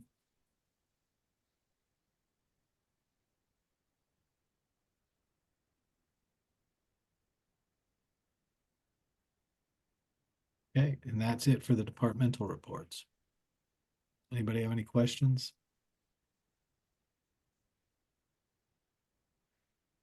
Okay, item 15, correspondence, Eric, and no correspondence.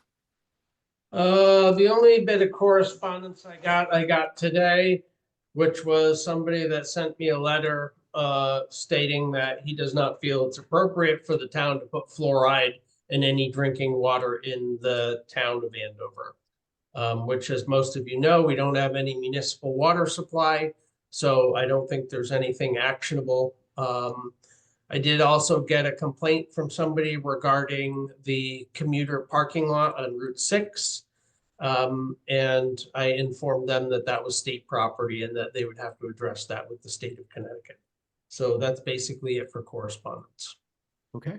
Jeff, could I make a motion to add the executive session that was 7B to the end of our meeting? You can, I'm assuming, Dennis, that should have been done in the additions and deletions. Dennis? 7B, It was, we Let's didn't, see. we didn't talk about it, Dennis, in 7B, so. oh, the executive session on the, Mhm. well, you can do it. You have to vote to do it. You have to have a reason.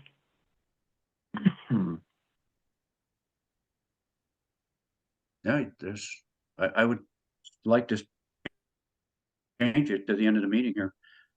Right now, the 15A. Please state the purpose No, of no. the executive Yeah. session, please. Yeah, you gotta state a purpose. Speak for about, what you- I'd like to make a motion to talk about personnel changes in town of Andover. I have no problem discussing that in public. Oh. If we got something to say, let's say it in front of everybody. Jeff Murray. Let's have an executive session, please.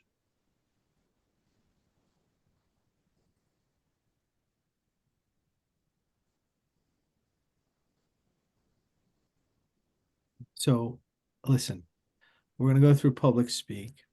And Scott, if I understand what you want, you would like the 4 Board of Selectmen members to sit there and have an executive session to discuss the current relationships or how the dynamics related to the board. Exactly. Okay. No, let's discuss it in public and I will vote no for executive session. Okay, then we don't need to do it because that wasn't the point of it. So if that's what Jeff, And what's your vote? I don't see the reason for an executive session right now. No. I've made my point extremely clear to the board, so I have no reason to go into executive session. Anything you want to say, we can say it in public.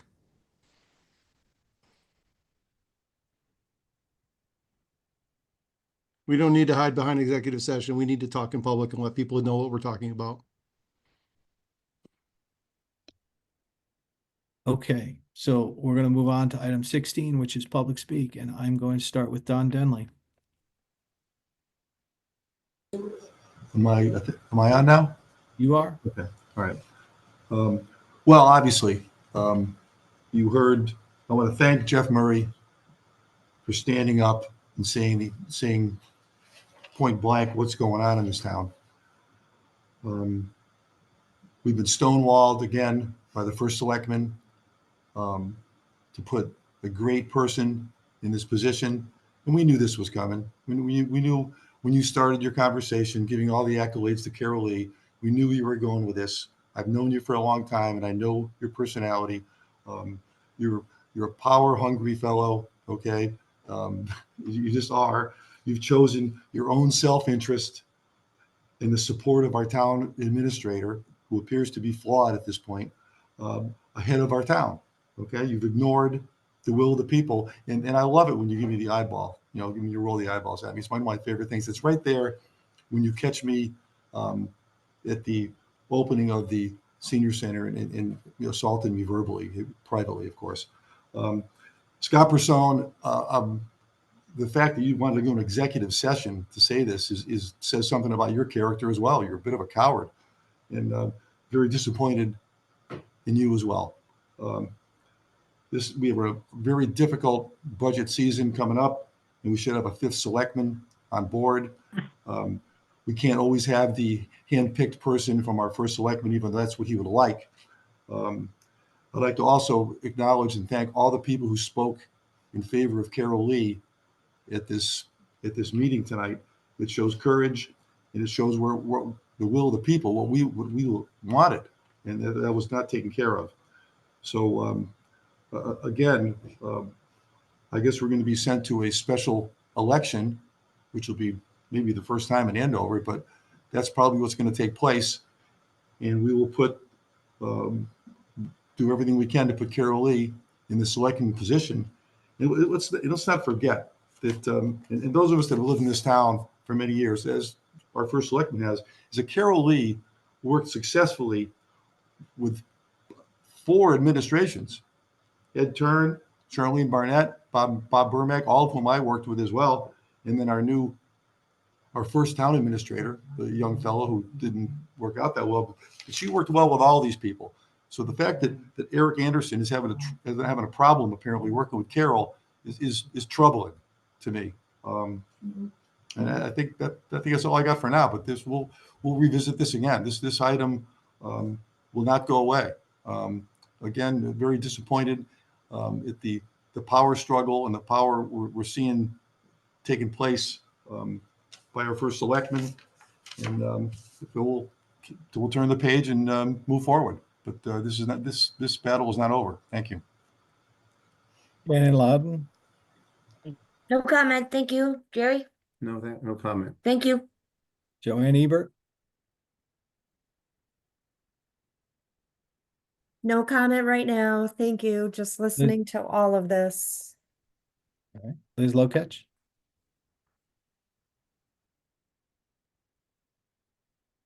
I'm sorry, did you say my name? I did. Okay, my dog was barking. I'm fine. Thank you all. All right. Danny Holtzclaw. No comment. Thank you. Scott Soyette. Just that I'm embarrassed. This is very embarrassing to watch. That's it. Carol Lee. Just want to say that I get along with Eric. He has a problem with me.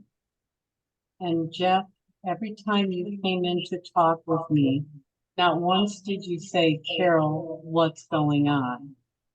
You came in and said, Carol, you have to get along with Eric. You know what? I've worked with him, I've helped him, and I've accepted everything that has been placed in my office. It's not my office anymore, but into the town clerk's office that didn't belong there. And I've done it to help our town. And I'm sorry, but you should have asked me what was going on, not just take the 5 or 6 phone calls from Eric saying that I'm doing something terrible to him. Diane Grenier.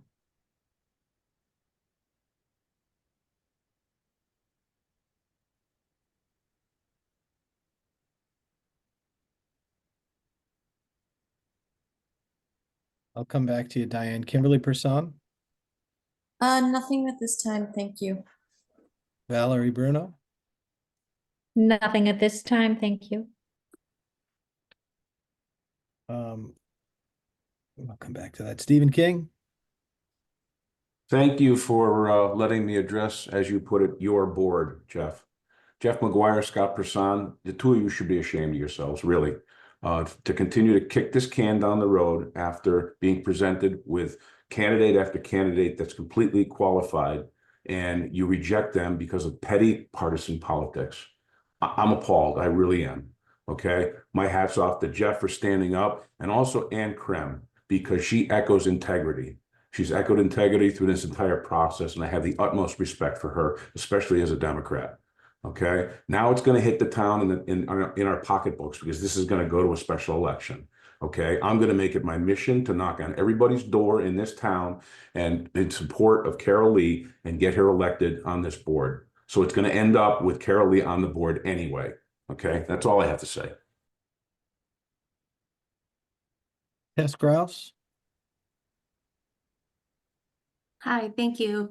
I just do want to raise a concern in regards to the last Board of Selectmen meeting that happened. There was a executive session, and I don't believe that that was done properly. I'm asking that you review what the procedures are for Robert's rules in regards to me being invited at the last minute and not giving 24 hours notice of that executive session and discussing my specific role and responsibilities. I would also like to, just for the record, state that, the probationary period, well, I guess I would ask the question first of, where does it state a probationary period and, how long that is? If somebody could answer me that, that would be great. I wasn't able to find it in the, town charter. I wasn't able to find that in the handbook for employees, and I wasn't able to find that in my contract. So if somebody could find out that information for me, that would be great. Caitlin McIntosh.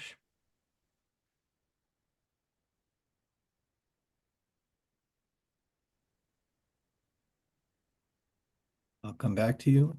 Catherine McGaldy Lewis. Hi, yes, I have quite a lot to say, actually. I, like other people here, are stunned at the unprofessionalism from the first selectman, Jeff, and from Selectman Scott. It was sophomoric, and to actually air personal grievances at a meeting such as this was just uncalled for. It was just bizarre. And leaders, real leaders, don't place blame, especially publicly, on another member of their committee. And for you, Jeff, to say, I miss Paula and would take her back in a heartbeat. How rude. Why don't you just come right out and say, I don't like Anne? It's basically what you were saying. And you don't, because Anne won't fall in line. And I'm very, very happy that she won't, because she does have integrity. And regarding your tirade on the DTC and being kicked out of the DTC, I was chair then.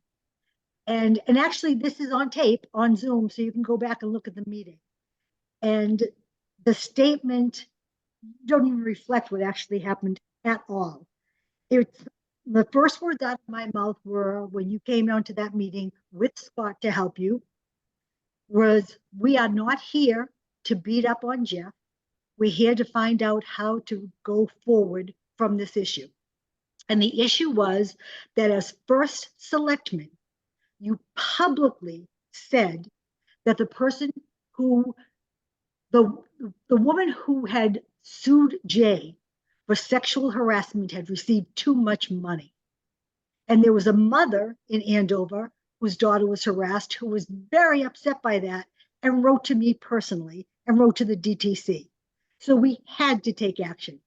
And that action was still to talk to you and ask you if you would please apologize and try to understand how that woman felt. Everybody was beyond nice to you. No one attacked you. No one was rude. No one was mean. I chaired that and I know it. And I have it on tape to know it. And you refused to apologize. All you did was say, I stick to my opinion. I stick to my opinion. Go ahead, stick to it. That's fine. But it was your personal opinion. And any good lawyer should tell you, as I taught in management skills, that if an agreement is reached or a settlement is reached outside, you say nothing. Nothing. And as first selectman, to publicly say something was awful. You put us in a very difficult position.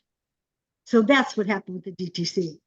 And as far as Carol Lee is concerned, this is just absolutely crazy. I will reiterate what Dawn Denley said.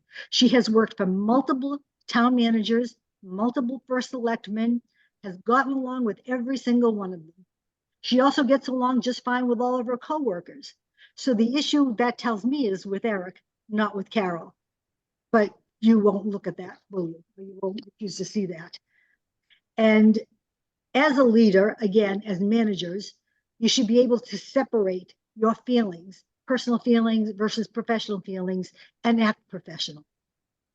So I don't understand, Jeff, how you come on and sing Carol's praises and say she's one of the best people in Andover and how much she's done in Andover, and then vote against her. It's bizarre, and it's tragic.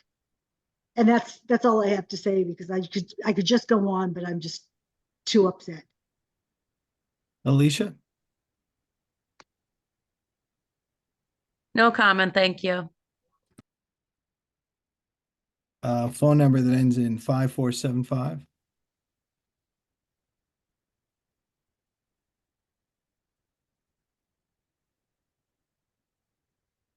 Leanne Hutchinson,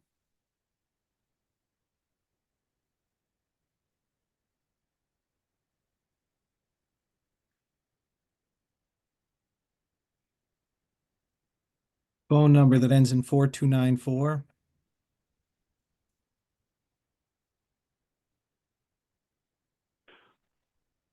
Bob Hamburger. Yeah, I think hell has frozen over again, considering that Don Denley and I seem to be agreeing on something. Most of what I'm going to say is addressed to you, Jeff McGuire. First, I appreciate the openness and candor, expressing your reservations about having Carol on the Board of Selectors. And for the record, I think it goes without saying, you know how much I respect your commitment to the town and your intellect in general, but I believe that your reasoning has some basic and fundamental flaws on this subject.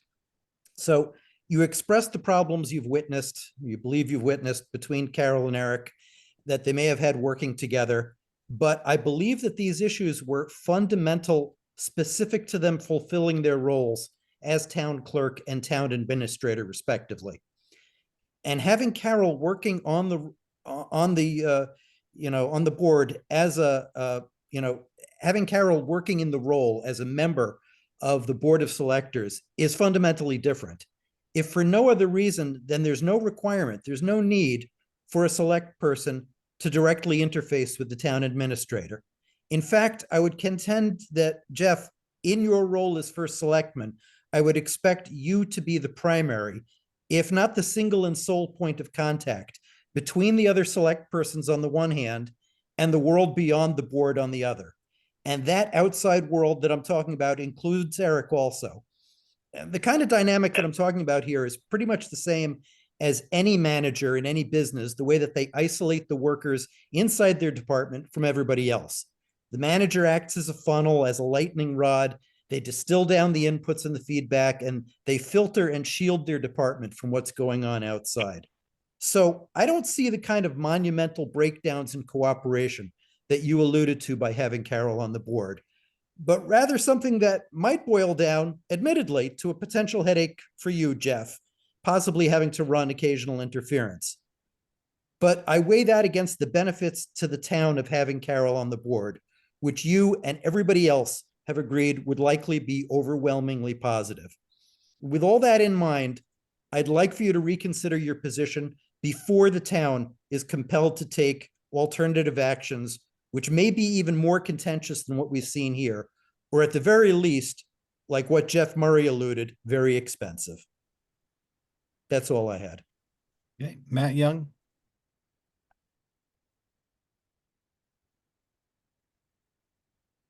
Okay, I want to go back to Diane Grenier, if you can come off of mute.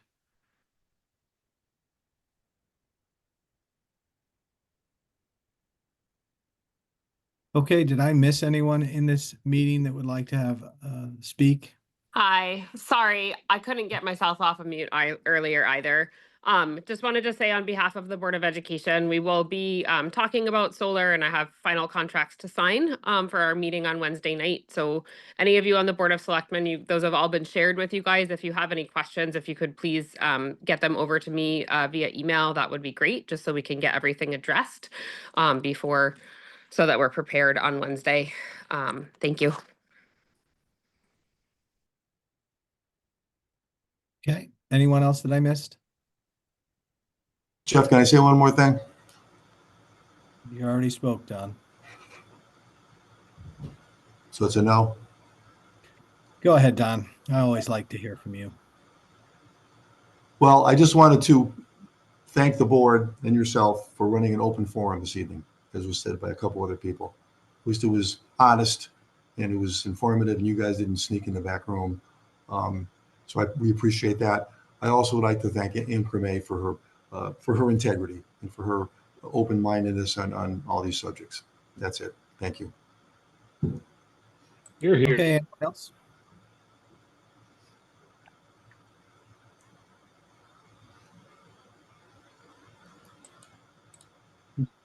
That's funny.